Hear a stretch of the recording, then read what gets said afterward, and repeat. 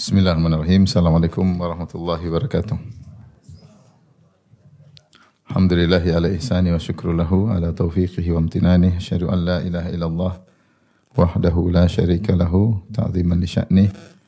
Wa asyhadu anna Muhammadan abduhu wa rasuluhu da'ila ridwani. Allahumma salli alaihi wa ala alihi wa ashabihi wa ikhwani.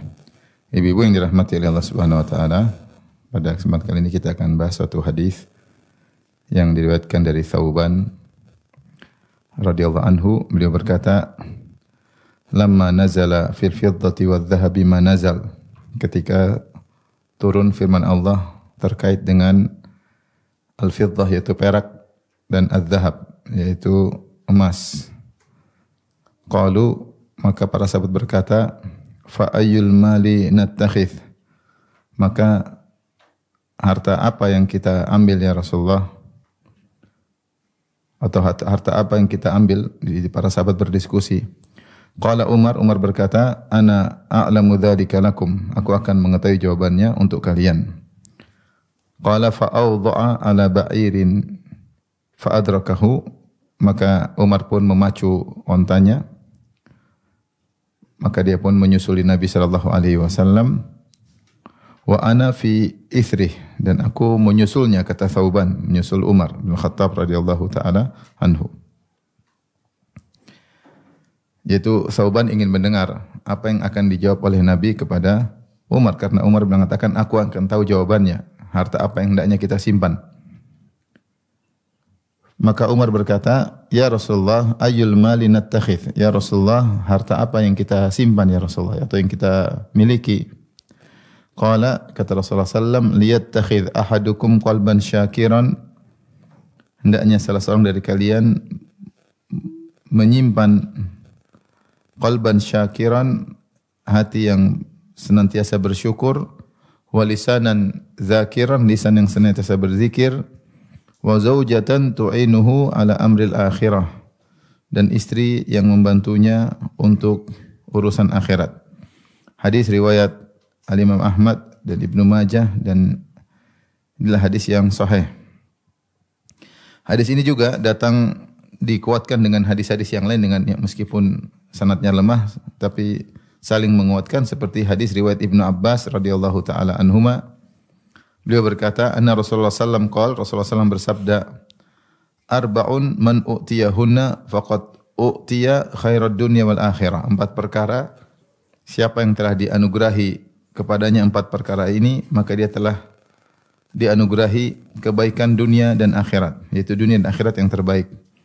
Apa 4 perkara tersebut? Qalban syakiran, hati yang senantiasa bersyukur, wa lisanan dzakiran, lisan senantiasa berzikir, wa badanan alal bala'i sabiran, yaitu tubuh yang sabar ketika terkena musibah, wa zaujatan la tabghihi khawnan fi nafsiha wala malihi, yaitu wanita yang tidak berkhianat terkait dengan dirinya maupun terkait dengan hartanya.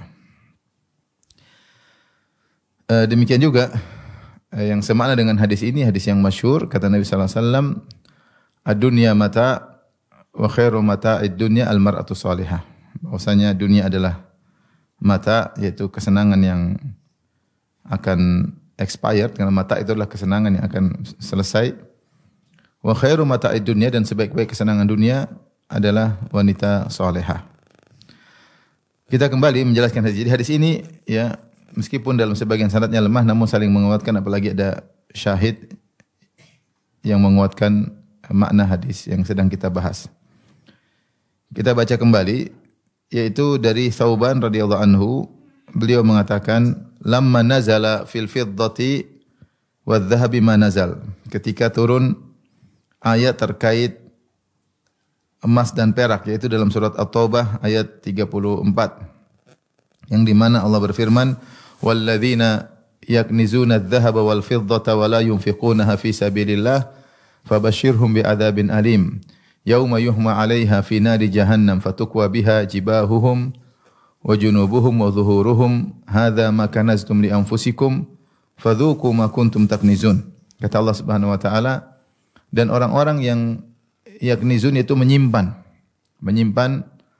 emas dan perak, kemudian tidak menginfakkan emas dan perak tersebut, maka berilah kabar gembira kepada mereka tentang adab yang akan menimpa mereka dengan adab yang pedih. Itu fabashir itu merupakan ejekan, yaitu ya bahwasanya kalian akan mendapatkan kabar bahwasanya kalian akan mendapat adab yang pedih.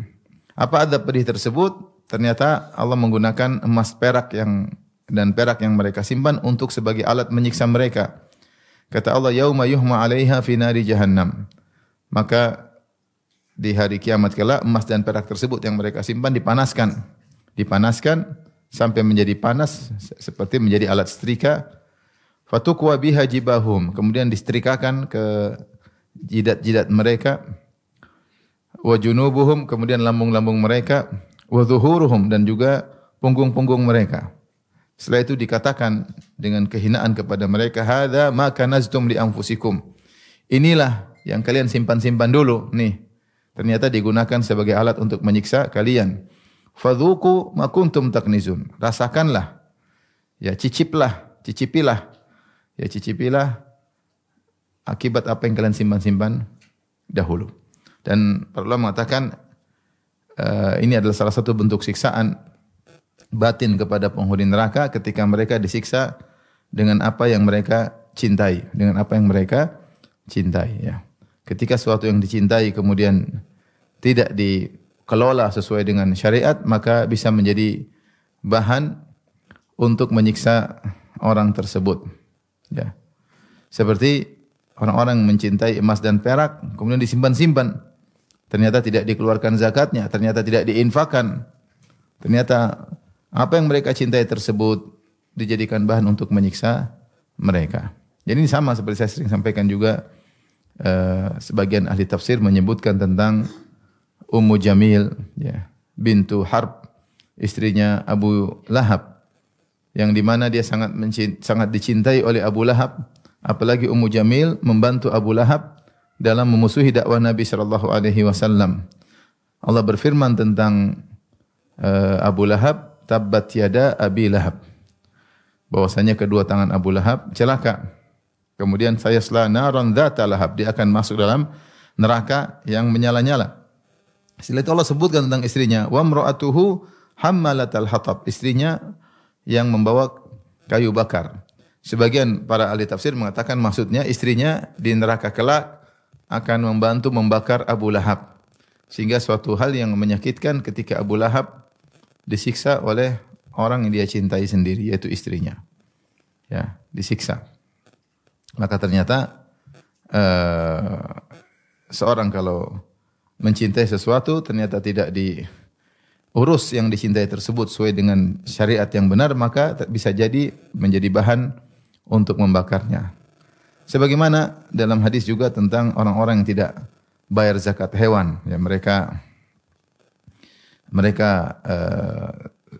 tidak bayar zakat hewan kambing, hewan sapi, onta, maka pada hari kiamat disebutkan dalam hadis yang sahih, di padang mahsyar mereka disiksa. Mereka ditanduk-tanduk oleh hewan kambing tersebut, diinjak-injak oleh onta tersebut. Kenapa? Mereka tidak membayar zakat karena mereka begitu sayang kepada hewan-hewan tersebut. Ya. Oleh karena sesuatu yang dicintai di dunia ini, kalau tidak diarahkan sesuai dengan syariat akan beri mudarat. Mudarat di dunia dan terlebih lagi mudarat di akhirat. Kecuali yang dicintai karena Allah Subhanahu wa ta'ala. Maka ini bentuk siksaan. Dan ayat ini pula lah yang dijadikan dalil oleh Abu Dzar Al-Ghifari rahimahullah radhiyallahu anhu, bahwasanya seorang tidak boleh menyimpan harta lebih daripada keperluannya. Kalau lebih dia harus kembalikan ke Baitul Mal. Ini mazhabnya Abu Dzar Al-Ghifari, ya.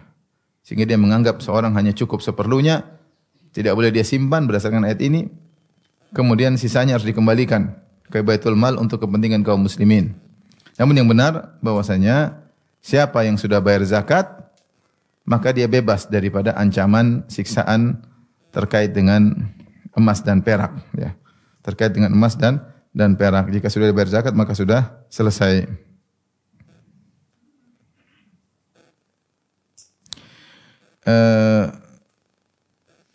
Oleh karenanya diriwayatkan dari Ibnu Umar, beliau berkata, "Kullu malin addaita zakatahu falaysa bikanz semua harta yang telah kau bayarkan zakatnya, maka dia bukan kanz, simpanan yang dimaksud dalam ayat tersebut. Ya. Kalau emas perak sudah bayar zakatnya selesai, uang sudah dibayarkan zakatnya, maka tidak akan menjadi bahan menyiksa pemilik uang tersebut. Hewan-hewan yang sudah dibayar zakatnya juga tidak akan menjadi bahan menyiksa orang tersebut. Demikian juga barang dagangan yang sudah dibayarkan zakatnya, maka tidak akan dijadikan bahan untuk menyiksa pemilik barang-barang tersebut. Meskipun para sahabat mengerti bahwasanya kalau sudah dibayar zakat sudah selesai, maka tidak perlu dikhawatirkan. Tapi mereka tetap khawatir ya. Sehingga mereka bertanya kepada Nabi, sebenarnya harta apa yang selamat untuk kita jaga, untuk kita simpan? Harta seperti apa? Maka ketika turun ayat ini, maka para sahabat saling diskusi.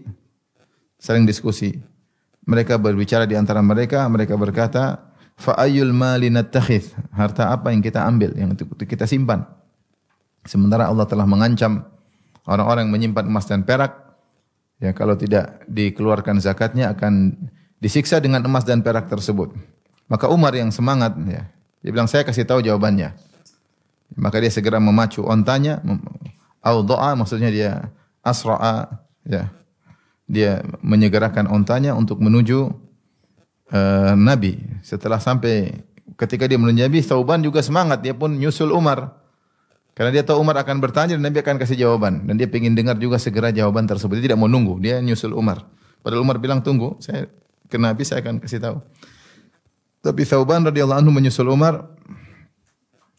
Kemudian Umar bertanya, wahai Rasulullah, ya, ayul mali nattakhidh? Harta apa yang kita simpan agar kita selamat? Ternyata Rasulullah SAW beri jawaban dengan jawaban yang luar dugaan. Rasulullah SAW tidak menyebutkan harta berupa harta materi, tetapi harta maknawi. Rasulullah SAW berkata, liyattakhidh ahadukum qalban syakiran. Hendaknya seorang mengambil, yaitu menyimpan qalban syakiran, hati yang senantiasa bersyukur. Jadi kalau punya hati bersyukur dijaga. Jangan jaga emas perak, jaga hati yang bersyukur dijaga. Walisanan dzakiran, yang kedua lisan yang senantiasa berzikir. Yang ketiga wa zaujatan tu'inuhu ala amril akhirah, istri yang membantunya untuk urusan akhirat. Ternyata ini yang disuruh oleh Rasulullah SAW untuk sebaik-baik simpanan yang dijaga oleh seorang muslim, bermanfaat baginya di dunia dan juga di akhirat. Dan tadi sudah kita sebutkan dalam riwayat yang lain, Rasulullah SAW mengatakan arba'un man u'tiyahunna faqad u'tiya khairat dunya wal akhirah. Ya, 4 perkara siapa yang diberikan seorang mendapatkan 4 perkara tersebut, maka dia telah diberikan kebaikan dunia dan kebaikan akhirat. Dunia yang terbaik dan akhirat yang terbaik. Maksud saya harta ini, yang harta maknawi ini, harta abstrak ini, bukan hanya bermanfaat di akhirat saja, tapi dunia juga. Di dunia juga bermanfaat. Makanya Rasulullah mengatakan, arba'un man u'tiyahunna faqad u'tiya khairat dunya wal akhirah. 4 perkara siapa yang diberikan kepadanya 4 perkara ini, dia telah mendapatkan dunia yang terbaik dan akhirat yang terbaik. Yaitu qalban syakiran, hati yang senantiasa bersyukur, lisan senantiasa berzikir, wanita yang tidak berkhianat. Salah satu tambahan yaitu badanan alal bala'i sabiran, yaitu orang sabar ketika ditimpa dengan musibah atau ujian. Taib, kita bahas tentang isi hadis ini ya. Rasulullah memberikan ya ini komparasi bahwasanya kebanyakan orang semangat mengumpulkan emas dan perak. Siapa sih yang tidak semangat mengumpulkan emas dan perak? Bahkan orang kaya sekarang sudah malas dengan duit karena duit mengalami inflasi. Maka mereka sibuk mengumpulkan emas. Mereka sekarang simpan bukan simpan mata uang lagi karena mengalami inflasi. Banyak di antara mereka mengumpulkan, nyimpan emas batangan ya. Emas batangan, emas kalau kita mungkin emas lidian, emas kecil-kecil. Kalau mereka emas batangan ya. Kenapa? Karena harga emas terus naik. Jadi semua orang suka dengan emas. Laki-laki, perempuan suka dengan emas. Perempuan suka dipakai, laki-laki suka dikumpulkan emas tersebut. Betapa semangat seorang bekerja siang malam demi untuk mengumpulkan batangan-batangan emas. Atau yang mewakili emas yaitu uang. Siapa sih yang tidak senang dengan punya uang, kumpul uang? Kita aja kalau punya uang, kita nggak lihat, cuma lihat di mana? Di ATM, lihat nominalnya, bahagia kalau banyak. Lihat, alhamdulillah banyak. Padahal duitnya nggak kelihatan, cuma lihat nominalnya. Ya, karena manusia memang suka dengan harta. Itu sudah merupakan kodrat manusia. Ya. Wa innahu lihubbil khairi lasyadid. Sungguhnya manusia itu lihubbil khair, cinta kepada harta. Al-khair itu maksudnya al-mal. Lasyadid, kecintaannya sangat keras. Wa tuhibbunal mala hubban jamma, dan kalian mencintai harta dengan kecintaan yang dalam. Dan tidaklah manusia berbunuh-bunuhan, bersengketa tidak lain kecuali karena harta, sampai terkadang saudara pun dihabisi, kawan dekat dikhianati, semuanya karena harta. Nah, ketika manusia berlomba-lomba untuk mengumpulkan emas dan perak, hendaknya kalian mengumpulkan sisi yang lain, yaitu harta yang sesungguhnya yang merupakan sebab kebahagiaan dunia dan akhirat, yaitu harta maknawi. Rasulullah SAW menyebutkan harta maknawi. Kalau harta dunia, ya benar merupakan sebab kebahagiaan dunia, tapi belum tentu mendatangkan kebahagiaan akhirat dan belum tentu mendatangkan kebahagiaan dunia. Betapa banyak orang yang memiliki harta yang banyak, mereka tidak bahagia. Kenapa? Karena mereka terlalu tersibukkan memikirkan harta tersebut, tidak sebanding dengan penggunaan harta tersebut untuk dinikmati. Pikiran keras untuk memikirkan usaha mereka, ya. Siang malam memikirkan harta mereka, kekhawatiran ada saingan yang menyaingi perusahaan mereka, kekhawatiran ada yang menjebol atau mencuri harta mereka, kekhawatiran dikejar-kejar oleh maling, ya, dan macam-macam, ya. Belum tentu membuat mereka bahagia. Terkadang mereka kerja sampai untuk meliburkan diri sendiri tidak mudah, ya. Terikat dengan berbagai macam kontrak, terikat dengan berbagai macam kegiatan, sehingga waktu terkadang buat anak istri pun sedikit. Oleh karenanya tidak mesti orang punya harta pasti bahagia. Ini sudah jelas, ya. Buktinya banyak orang yang punya harta banyak ternyata bunuh diri. Meskipun kita tahu harta sebab kebahagiaan, tapi tidak mesti bisa digunakan untuk mendatangkan kebahagiaan. Tapi kalau tiga perkara ini, harta maknawi ini pasti menyebabkan kebahagiaan di dunia, terlebih lagi di akhirat. Yang pertama adalah hati yang senantiasa bersyukur. Orang senantiasa bersyukur pasti bahagia. Yang kedua, lisanan dzakiran, lisan yang senantiasa berzikir pasti bahagia. Dan kalau punya istri yang bantu urusan akhirat pasti bahagia. Siapa yang bisa mengumpulkan tiga harta maknawi ini, maka dia akan mendapatkan dunia yang terbaik dan juga dia akan mendapatkan akhirat yang terbaik. Yang pertama, ibu yang dirahmati oleh Subhanahu wa taala, yaitu qalban syakiran, hati yang senantiasa bersyukur. Di sini kita tahu namanya syukur bukan terbatas pada hati. Bersyukur itu dengan hati, dengan lisan, dan juga dengan anggota tubuh, ya. Makanya Allah berkata, "I'malu ala Dawud syukran." Wahai keluarga Daud yaitu Sulaiman alaihissalam, beramalah sebagai bentuk syukur kepada Allah Subhanahu wa taala. Jadi syukur dengan hati, dengan lisan, dengan anggota tubuh. Tetapi yang paling utama, penggerak yang pertama seorang bersyukur, yang membuat lisannya bersyukur dan tubuhnya bersyukur adalah dengan hatinya. Kalau hatinya bersyukur, maka lisannya akan tergerak, kemudian anggota tubuh yang lain juga akan bergerak. Oleh karena Rasulullah SAW menyebutkan poros utama itu hati, qalban syakiran, hati yang bersyukur. Sini Rasulullah SAW kemudian juga mendatangkan dengan isim fa'il qalban syakiran. Dan sebenarnya mengatakan isim fa'il lebih kuat daripada fi'il mudhari'. Lebih kuat daripada fi'il mudhari'. Benar fi'il mudhari' Rasulullah tidak mengatakan qalban yashkur, tapi Rasulullah mengatakan qalban syakiran. Sebagian ulama seperti Tahir bin Ashur dalam tafsirnya mengatakan isim fa'il lebih kuat daripada fi'il mudhari'. Benar fi'il mudhari' menunjukkan tajaddudul fi'il, berulang-ulangnya perbuatan. Ya, tapi kalau isim fa'il seakan-akan sudah menjadi perangai, sudah menjadi suatu sifat, ya. Makanya ketika Allah mengatakan tentang orang-orang yang bertakwa, surga kata Allah uiddat lil muttaqin, segeralah menuju surga yang seluas langit dan bumi yang Allah siapkan bagi orang yang bertakwa. Siapa orang bertakwa? Kata Allah, alladzina yunfiquna fis sarra'i wad dharra. Orang yang berinfak dalam kondisi lapang maupun dalam kondisi susah. Ini Allah menggunakan fi'il mudhari'. Fi'il mudhari'. Karena infak tidak bisa setiap saat. Ya. Wal kadhiminal ghaidh wal afin 'alan nas. Tapi ketika Allah berbicara tentang senantiasa meredam amarah dan senantiasa maafkan untuk menunjukkan bahwa itu sudah jadi sifat mereka. Mereka orang yang senantiasa meredam amarah, kapan timbul sebab amarah mereka bisa redam, dan kapan dia dizalimi maka dia sangat mudah untuk memaafkan. Dan isim fa'il lebih kuat, menunjukkan continue, kesinambungan. Kalau mudhari' menunjukkan tajaddud, berulang-ulang. Kalau isim fa'il menunjukkan continue, berkesinambungan, dan kesinambungan lebih kuat daripada pengulangan. Taib, di sini qalban syakir itu hati yang senantiasa bersyukur. Nah, apa yang dimaksud dengan hati yang senantiasa bersyukur? Hati yang senang bersyukur memenuhi beberapa sifat. Yang pertama dijelaskan oleh Ibnu Qayyim rahimahullahu taala, tidaklah seorang bisa bersyukur kecuali memenuhi beberapa perkara. Yang pertama, dia harus bisa mengenali nikmat-nikmat Allah. Kalau dia tidak mengenali nikmat-nikmat Allah, maka dia tidak akan mensyukuri. Maka perlu bagi seorang hamba duduk, sebenarnya apa sih nikmat yang saya rasakan? Dia harus mengenali nikmat-nikmat sehingga dia bisa bersyukur. Kalau dia tidak mengenali nikmat, dia tidak bersyukur. Ya. Seperti kalau kita apa nikmat yang kita rasakan banyak. Kita nikmat iman, nikmat Islam, nikmat kesehatan, nikmat keamanan, nikmat ketenangan, nikmat keluarga, nikmat anak, nikmat istri, nikmat rumah, nikmat kediaman, nikmat bisa belajar, nikmat bisa ibadah, ya. Nikmat bisa bercengkerama dengan kawan-kawan, itu nikmat.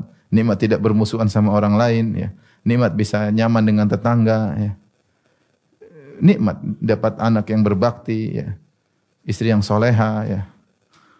Apalagi cantik jelita, Masya Allah. Nikmat. Jadi nikmat banyak sekali. Jadi tahap pertama agar hati kita bisa bersyukur, kenali nikmat tersebut. Alhamdulillah saya punya suami, banyak orang enggak punya suami. Meskipun suami saya dibelah dua. Kok dibelah dua? Ternyata poligami. Tapi banyak orang yang tidak punya suami. Alhamdulillah suami saya mungkin biasa-biasa tapi dia setia. Banyak orang suaminya selingkuh. Kalau kita bicara nikmat banyak sekali. Anak saya mungkin agak nakal-nakal dikit, tapi banyak orang nangis enggak punya anak. Jadi kenali nikmat keamanan. Nikmat keamanan luar biasa. Ketika tidak bisa kita bicara tentang nikmat keamanan kecuali kepada orang-orang yang tinggal di daerah konflik. Saya ngobrol sama orang Palestina, dia bilang Indonesia itu luar biasa, stabil. Dia ini nikmat luar biasa. Dia kalau ngomong serius. Kalau kita aman-aman biasa-biasa aja karena kita tidak tinggal di daerah konflik. Orang yang tinggal di daerah konflik ketika hidup di tanah air kita benar-benar merasa aman, merasa bahagia. Karena namanya ketakutan itu luar biasa, bikin gelisah orang. Jadi kenali nikmat-nikmat, baik nikmat terkait dengan agama maupun nikmat terkait dengan dunia. Nikmat banyak sekali. Makanya Rasulullah SAW mengajarkan kita untuk salat duha supaya kita ingat nikmat. Salah satu nikmat duniawi adalah nikmat sendi-sendi yang nyaman. Ala kulli sulama minan nasi ya sadaqah.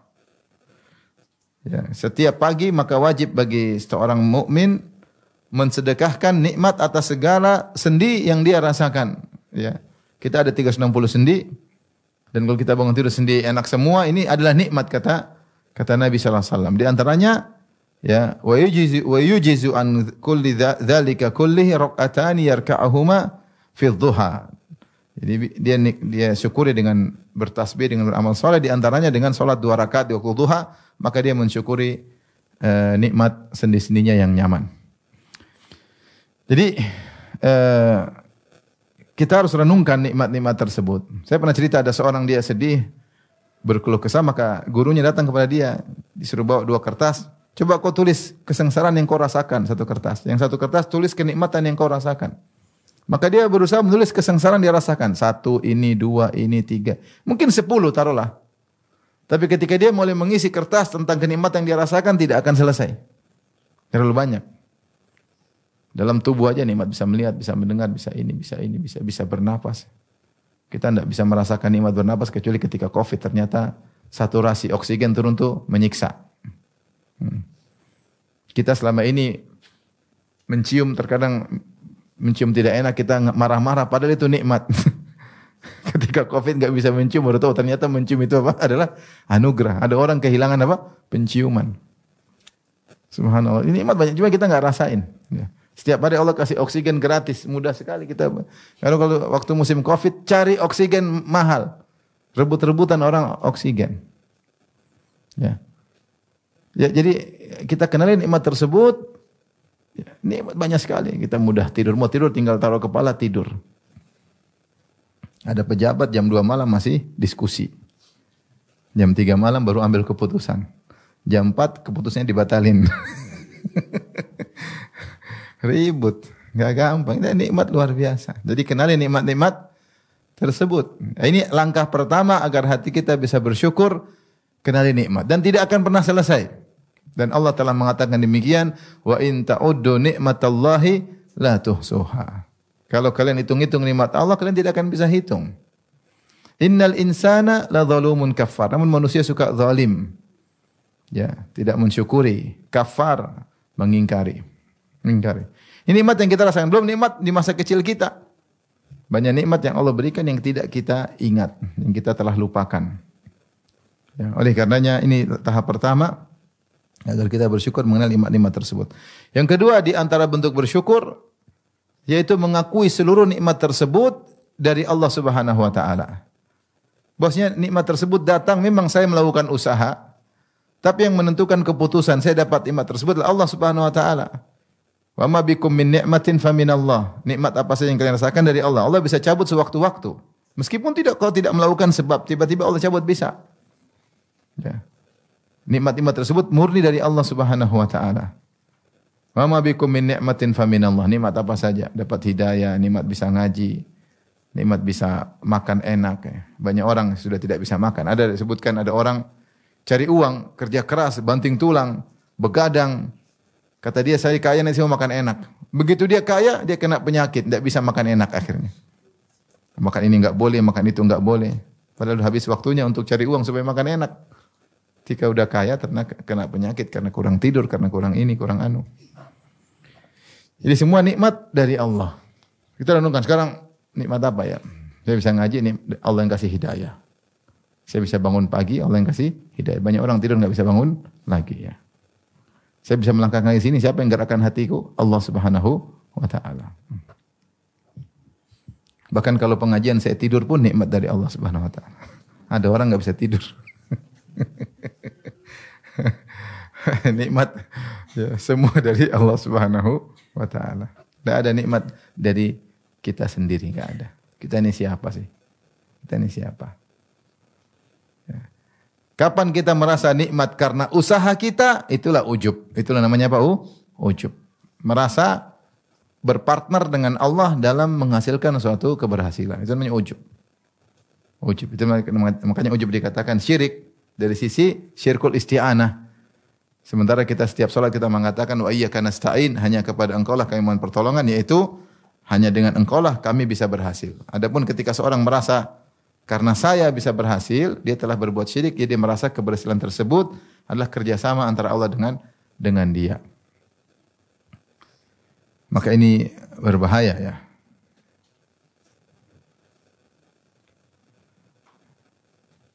Oleh karenanya kita harus tahu semua nikmat dari Allah.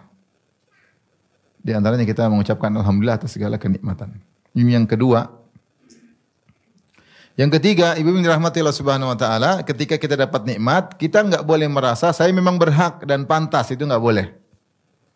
Kapan kita merasa kita berhak dan pantas, kita enggak bersyukur. Karena bilang ya, kadang-kadang saya kerja ya Allah harus kasih gaji, gampangnya demikian. Memang benar Allah menjanjikan pahala dunia dan akhirat, tapi tidak boleh seorang merasa pantas. Apa kepantasanmu? Apa yang kau sudah lakukan? Allah tidak butuh engkau. In ahsantum ahsantum li anfusikum, berbuat untuk dirimu. Man ihtada fa innama yahtadi li nafsihi wa man dhalla fa innama yadhillu 'alaiha. Siapa yang dapat hidayah untuk dia, bukan untuk Allah Subhanahu wa taala.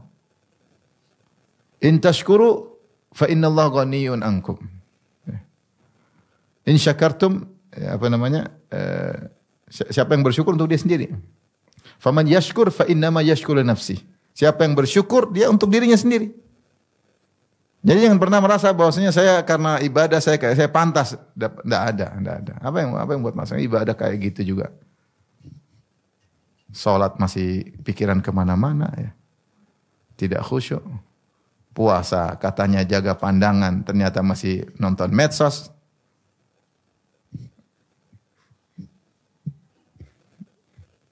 Apa yang mau ibadah mau kita andalkan? Baca Quran juga pikiran kemana-mana, tidak fokus. Artinya dia nggak ngerti, apalagi tafsirnya. Terus apa yang mau kita andalkan? Sedekah saja masih mau cerita-ceritain sedekah kita. Dakwah saja terkadang merasa bangga dengan dakwahnya. Masih apa yang mau kita banggakan? Jadi kapan kita merasa saya memang pantas dapat nikmat tersebut, ya ini mengurangi kesyukuran. Syukur itu kita merasa nikmat murni dari Allah. Saya sebenarnya tidak pantas tapi Allah Maha baik, Allah berikan kepada saya. Kalau kita hanya pantas karena saya pintar, karena saya rajin, orang lebih pintar banyak daripada kita. Sekarang subhanallah dengar cerita, kemarin teman saya, ini cerita aja. Teman saya dia buka cari supir di Depok, dia orang Depok. Buka lamaran. Yang ngelamar apa? Ada yang S2, ada yang S3. Subhanallah. Cuma gaji berapa? Gaji 4 juta paling. Jadi orang pintar-pintar belum tentu ya, membuat dia menjadi kaya raya, belum tentu. Banyak pengalaman juga belum tentu menjadikan kaya raya. Ada orang pengalamannya banyak, pengalaman jadi anak buah terus. Tidak pernah jadi pengalaman jadi bos. Jadi kapan kita merasa saya pantas? Itu berarti kita kurang syukur. Kadang orang membagi, oh ini memang saya tidak pantas. Oh ini kalau memang saya pantas. Itu dia sudah mengurangi syukurnya. Dia harus merasa dalam segala nikmat yang dia dapatkan dia tidak pantas. Murni kebaikan Allah Subhanahu wa taala. Baru hatinya menjadi hati yang bersyukur. Yang ketiga. Yang keempat, supaya pandai bersyukur. Sering lihat ke bawah hati ini agar bersyukur. Itu yang Rasulullah mengatakan, la tanzuru ila man fawqakum walakin inzuru ila man asfala minkum fa innahu ajdaru alla tazdaru nikmatallahi alaikum. Jangan lihat ke atas, sering lihat ke bawah. Jangan lihat mobil mewah, rumah mewah.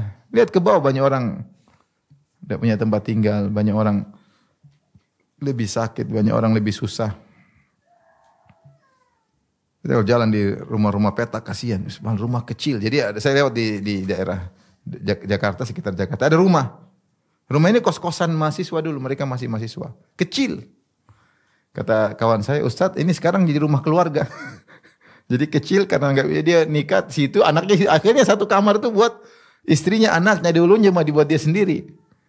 Subhanallah, tinggal seperti itu. Kasihan ya. Artinya banyak orang yang susah itu masih dia bisa ngekos, banyak orang tidak bisa ngekos, numpang di keluarga sini, numpang keluarga sana. Melihat ke bawah, oh ya susah. Mana musim hujan saya lewat naik mobil, lihat orang jual gorengan ngelamun, hujan keras nggak ada yang beli. Maksudnya lihatlah di bawah banyak orang susah. Dengan gitu kita jadi bersyukur. Makanya kalau istri susah bersyukur, ajak ke orang-orang susah. Jangan bawa ke rumah orang kaya, nanti dia lupa diri. Bahwasanya suaminya miskin, dia lupa. Dibawa ke orang miskin sehingga dia tahu diri. Anak-anak juga demikian, bawa ke anak kecil yang kerja-kerja, anak kecil yang susah, yang ngais-ngais makanan di sampah-sampah. Dan itu masih ada, masih kelihatan.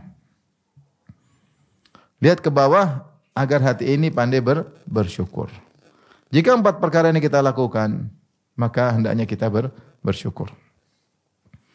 Dan yang terbaik adalah sebagaimana contoh para nabi, mereka mensyukuri segala hal seperti Allah berfirman tentang Nabi Ibrahim alaihissalam, syakiran li an'umih. Senantiasa bersyukur atas segala nikmat-nikmat yang Allah berikan kepadanya. Kata Asy-Syaukani, an'um adalah wazan af'ul untuk jam'ul qillah, yaitu untuk jamak yang sedikit, yang kurang dari 10.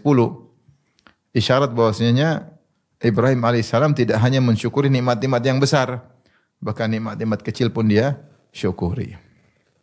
Demikian Nabi Nuh alaihissalam. Allah mengatakan innahu kana 'abdan syakura, sungguhnya adalah hamba yang pandai bersyukur, selalu bersyukur. Syakur, sifat mubalaghah, sigah mubalaghah lismil fa'il.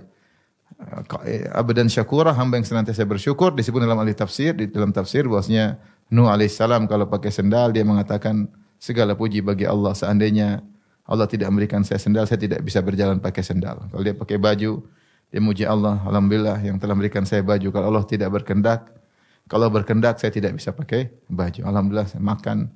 Kalau Allah tidak berkehendak, kalau Allah berkehendak mungkin saya tidak bisa makan.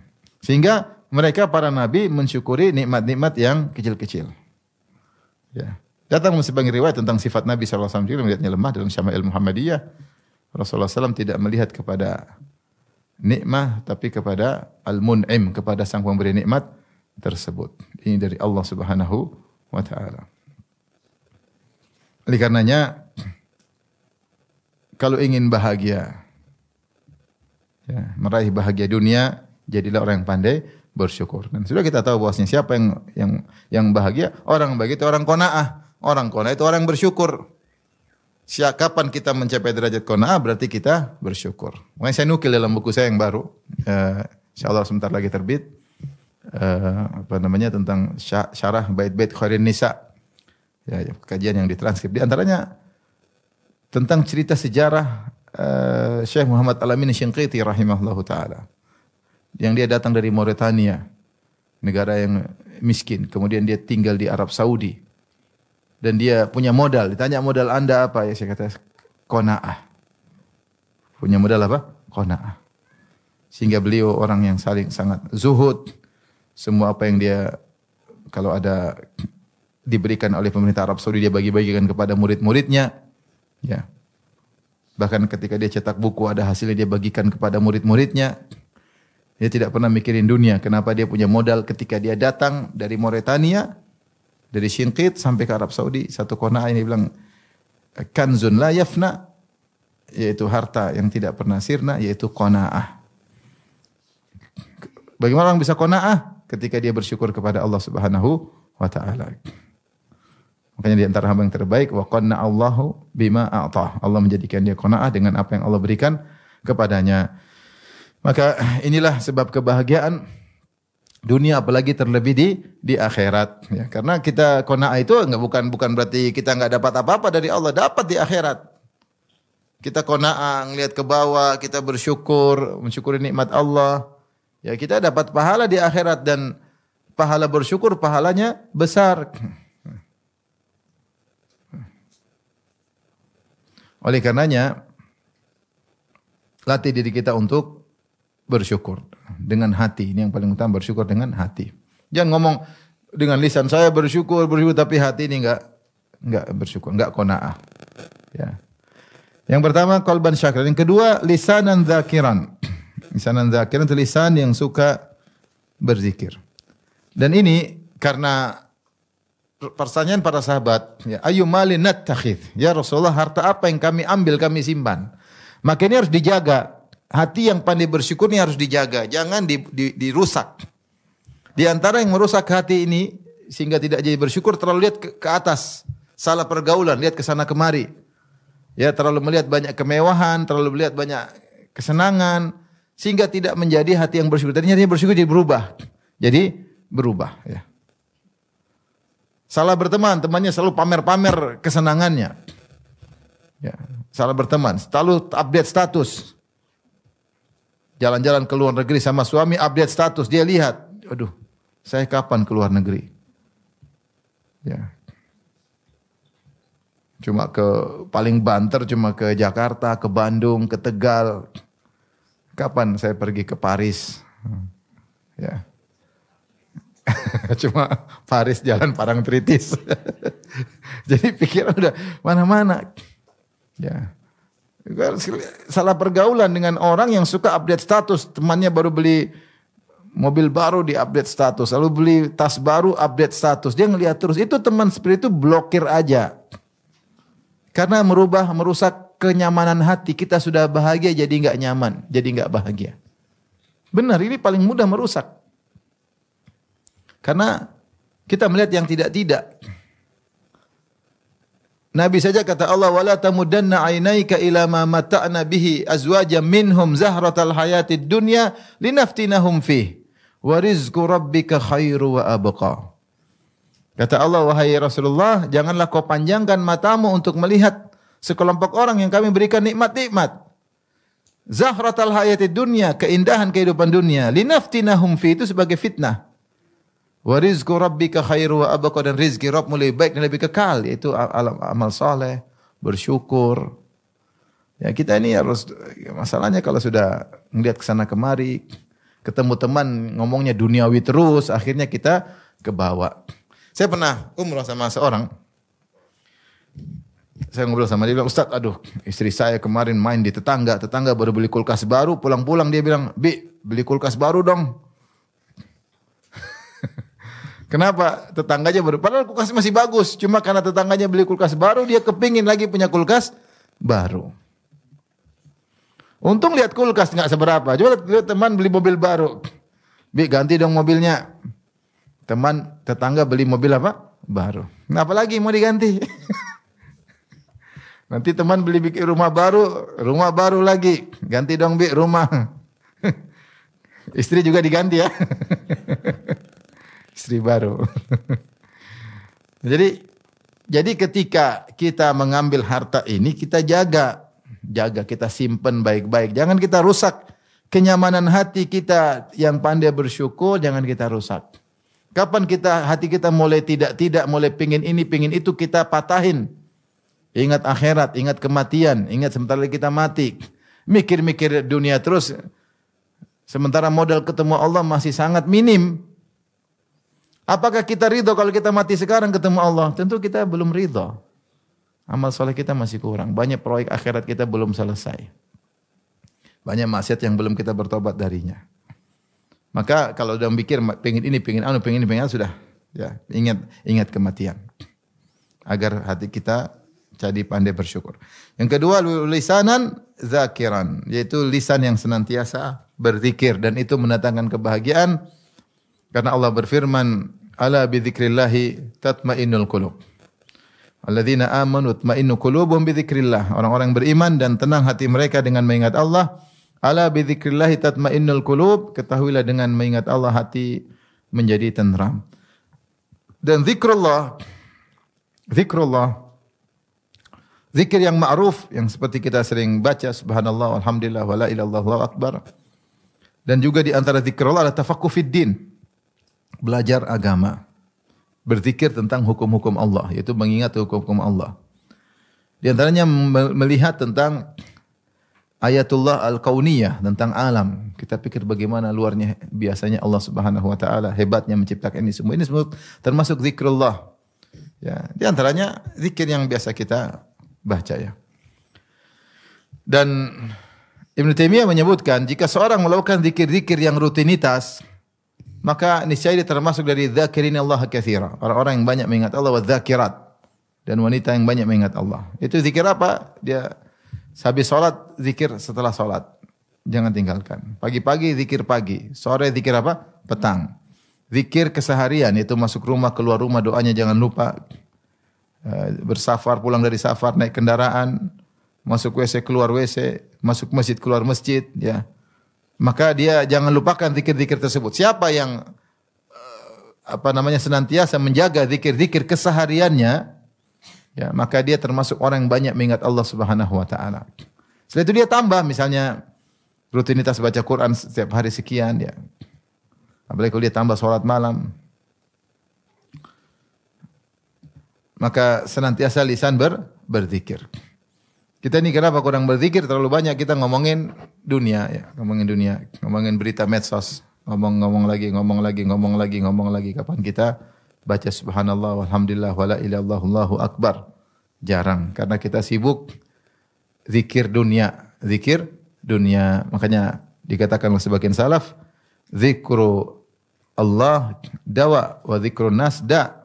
Mengingat Allah adalah obat dan mengingat manusia adalah penyakit. Semakin sering kita ingat manusia, semakin banyak penyakit hati kita ini. Ngomongin si fulan. Ya, terkadang kita harus ngomong, tapi ada batasannya. Jika tidak, semua yang berlebihan akan menimbulkan penyakit. Maka ibu yang dirahmati Allah Subhanahu wa taala harus memaksakan diri punya jadwal harian. Harus. Saya tahu ibu sibuk ya. Boleh kalau punya anak-anak kecil pasti sibuk. Ngurus anak satu baru di netein, satu sudah menangis, satu digendong, satunya nangis lagi ya. Repot ya. Apalagi anaknya banyak ya. Anaknya banyak ya. Saya kemarin ketemu kawan, subhanallah. Anaknya 11. Yang paling besar baru umur 10 tahun. Kumpul satu ribut sana, sini sana, ini lapor sini, lapor sana, berantem sini. Wah ini berat ya.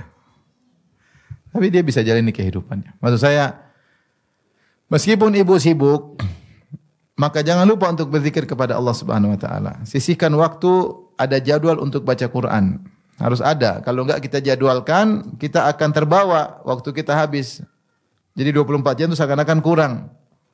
Padahal sebenarnya ada. Kalau kita sengajakan, kita akan bisa dan yang lain akan menyesuaikan. Kita sesibuk apapun kalau kita punya jadwal ngaji seperti ini, kita punya jadwal baca Quran, kita punya jadwal zikir pagi petang, insya Allah yang lain menyesuaikan. Tapi kalau kita mulai melupakan, akhirnya seakan-akan kita enggak punya waktu. Padahal kita punya waktu. Tapi kalau kita sengajakan untuk Allah, nanti yang lain menyesuaikan. Pokoknya harus kita jadwalin, saya punya waktu untuk baca Quran, untuk zikir, untuk ngaji, untuk baca tafsir, itu semua bentuk zikir.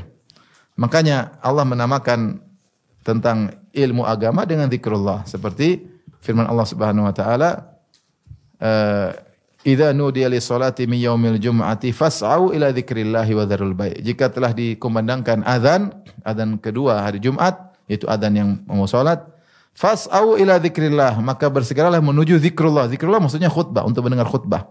Dan khutbah isinya materi. Allah menamakan khutbah al-Jum'ah dengan zikrullah. Demikian juga firman Allah Subhanahu wa taala, fas'alu ahla dzikri in kuntum la ta'lamun. Bertanyalah kepada ahlu dzikir jika kalian tidak mengetahui. Ahlu dzikir ini maksudnya ahlul ilm. Jadi kalau kita belajar ilmu agama, tafsir kayak fikih kayak apa, kita mengingat Allah Subhanahu wa taala. Itu di antara zikir yang penting juga, sangat penting. Makanya Rasulullah bersabda, ad-dunya mal'unatun wa mal'unun ma fiha illa dzikrullah wa mawalah wa alimun wa muta'allimun. Sungguhnya dunia ini terlaknat dan semua di atas dunia semua juga terlaknat kecuali zikir kepada Allah, mengingat Allah. Wa mawalah, dan apa yang dicintai oleh Allah, wa alimun, orang yang berilmu, wa muta'allimun, orang yang belajar. Maka seorang jangan keluar dari dua ini, alimun atau muta'allimun. Belajar, mengajar atau belajar. Karena belajar dan mengajar termasuk dari zikrullah. Jadi semua bentuk zikir kepada Allah kita ingat. Alhamdulillah hati kita kalau mikir akhirat itu namanya ingat Allah Subhanahu wa taala. Orientasi kita akhirat itu namanya ingat Allah. Apapun kegiatan ingat Allah. Ini ada manfaatnya di akhirat enggak? Itu namanya zikrullah. Karena mengingat akhirat adalah bentuk dari mengingat pertemuan kita dengan Allah Subhanahu wa taala. Sering hati kita fokus untuk ingat akhirat. Yang berikutnya yang paling penting buat ibu-ibu yaitu wa mar'atan zaujatan salihatan tu'inuhu ala amril akhirah. Yaitu zaujatan istri yang harus dijaga, istri yang membantunya dalam urusan akhirat. Istri yang membantunya dalam urusan akhirat.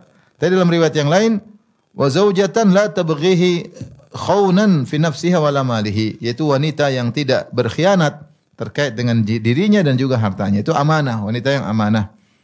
Ini kalau punya istri seperti ini, jaga baik-baik. Jaga baik-baik ya. Syukuri ya punya istri seperti ini, membantu kita untuk ingat akhirat.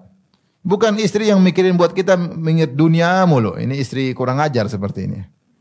Bikin suami mikir dunia mulu sampai suami enggak sempat ibadah. Karena dia banyak tuntutan sehingga suaminya harus begini, harus begitu, harus begini terus. Enggak sempat ingat akhirat. Istri yang indah adalah istri yang bangunkan suaminya untuk sholat malam. Itu istri luar biasa.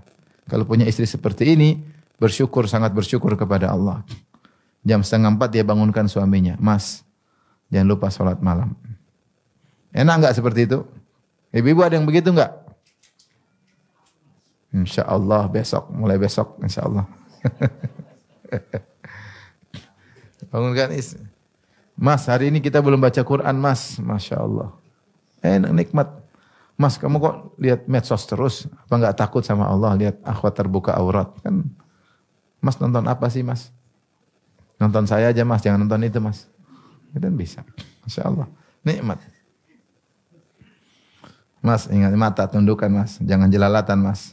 Meripat. Nikmat punya istri apa? Ingat ini. Bukan mas kita ke mall mas, ini ada ini baru, ini baru, ada produk baru. Lagi diskon mas, diskon. Masya Allah. Apa? Sing diskon apa nih? Rumah diskon. Rumah diskon. Mahal tahu enggak ya? Jadi ya, mikirin dunia mulu. Masya Allah ya. Makanya ketika Nabi entah apa yang terjadi, Nabi menceraikan Hafsah. Maka Jibril datang negur Nabi.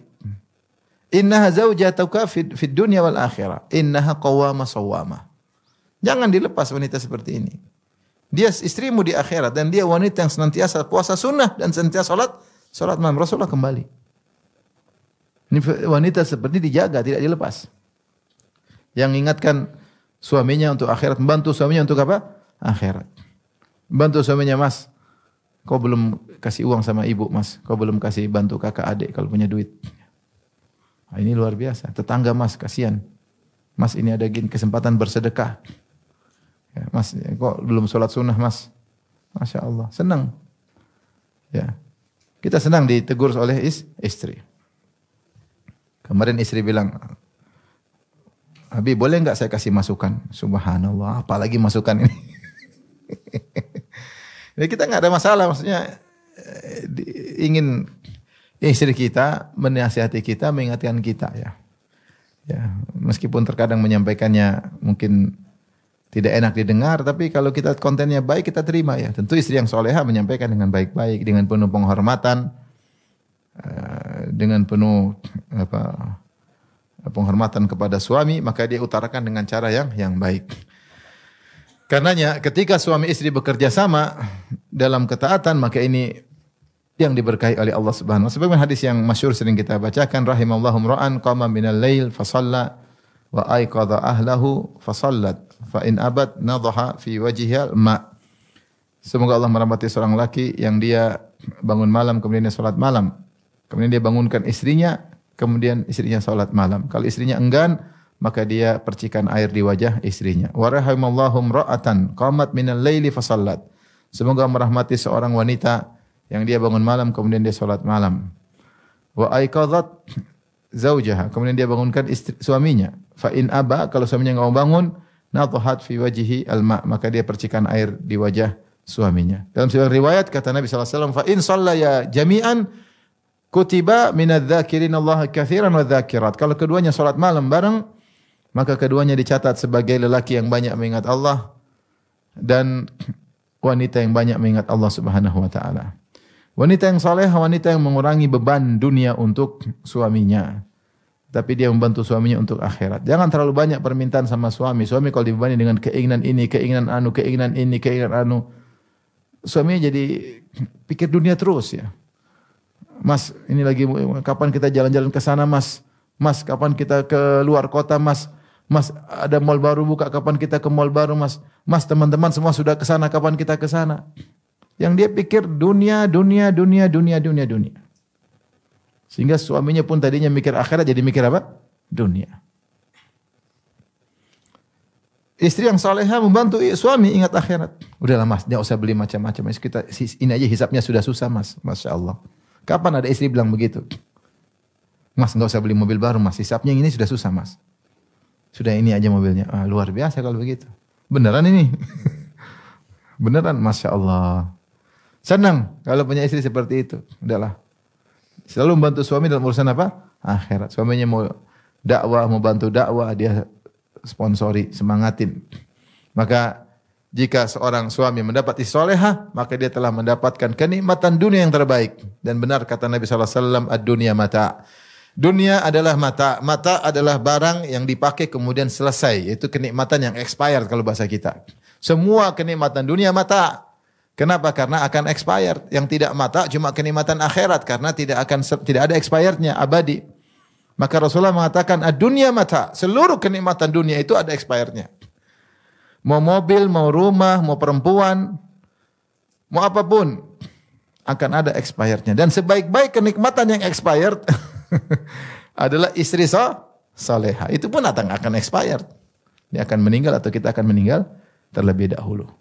Kata sebagian ulama, berarti kebalikannya, seburuk-buruk kenikmatan dunia adalah istri yang kurang ajar.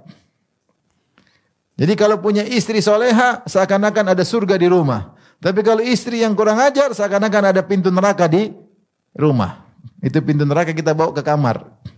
Tiap hari ngomel, nggak bersyukur, ingatin dunia, banyak tuntutan hidup ini, maunya ke salon mahal, maunya jalan-jalan aja, ngabisin duit, tidak pernah berterima kasih kepada suami, tidak menghormati keluarga suami, nggak ngurus anak-anak yang diurusin teman-temannya, lihat HP melulu, punya akun sampai 10, Instagram akunnya 3, Facebook 2, YouTube ada 2, akunnya banyak, akun palsunya banyak, langganan akun Instagram tas baru, langganan kosmetik, langganan macam-macam, grupnya grup ini, grup anu, grup ini, otaknya dunia semua, otaknya dunia. Ini adalah neraka dunia. Kalau seorang suami punya istri seperti ini, aduh, kasihan suami tersebut. Dia akan ke bawah. Apalagi kalau dia cinta sama istrinya berlebihan, sudah, dia akan ke bawah. Kasihan. Jadilah istri yang bukan membantu suaminya untuk akhirat, tapi istri yang membantu suaminya untuk ke neraka jahanam. Sibuk mikirin dunia, akan dia tinggalkan dunia tersebut. Tapi harta yang terbaik yang harus kita jaga adalah istri yang mengingatkan kepada akhirat. Semoga ibu-ibu sekalian bisa menjadi wanita yang selalu ingat akhirat. Amin. Mengingatkan suami kepada akhirat. Qanaah dengan apa yang Allah berikan. Ya, meringankan beban kehidupan suami. Kata Nabi SAW, aktsarun nisa'i barakatan aisaruhunna mu'nah. Wanita yang paling banyak keberkahannya, yang paling ringan biayanya. Meskipun hadis ini terkait dengan mahar, tapi sebenarnya ulama mengumumkan, sebagaimana mahar dia tidak merepotkan suaminya, dalam kehidupan keseharian pun dia tidak merepotkan suaminya. Maintenance-nya sedikit. Sebagian wanita, mau nikah dengan saya, harus 40 juta per bulan. Ada yang begitu? Ada. Teman saya nggak jadi maju tuh. Dia maju berapa? Dia minta 40 juta per bulan. Ada yang 30 juta, 50 juta. Salah pergaulan kalau begini. Ya. Yang wanita soleha itu yang tidak membebani apa? Suaminya. Karena orientasi apa? Akhirat. Segala keputusannya dibangun di atas orientasi akhirat. Demikian saja. Ibu yang dirahmati Allah Subhanahu Wa Taala yang saya sampaikan. Semoga kita semua bisa memiliki harta yang indah ini, qalban syakiran, hati yang senantiasa bersyukur, lisanan zakiran, lisan yang pandai bersyukur. Dan kalau wanita, suami yang selalu ingatkan akhirat. Kalau laki, istri yang selalu ingatkan apa? Akhirat. Wallahu ta'ala alam bisawab. Wabillahi taufiq. Assalamualaikum warahmatullahi wabarakatuh.